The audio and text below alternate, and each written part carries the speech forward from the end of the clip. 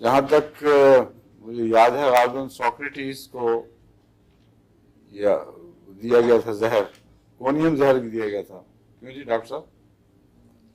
سقراط کو دیا گیا تھا یا بقراط کو دیا گیا تھا؟ سقراط کو.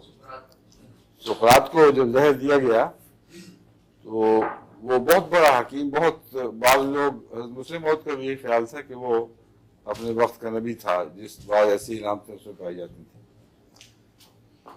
اس کو جب زہر دیا گیا تو اس نے مرتے وقت بھی بنی نوع انسان کے فائدے کا سوچا، اور جو زہر کی علامتیں اس کے اندر پیدا ہو رہی تھیں وہ منہ سے بولتا جاتا تھا، گناتا جاتا تھا تاکہ اس کے شاگرد نوٹ کریں کہ اس زہر کے کیا کیا اثرات پڑتے ہیں.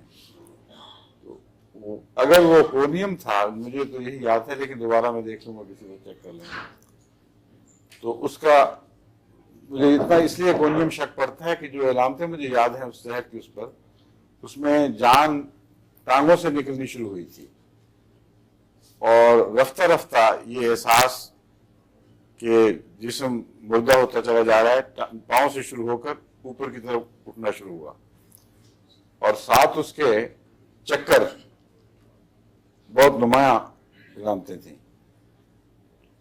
اس میں کونیم میں یہ دونوں علامتیں بڑی نمایاں پائی جاتی ہیں.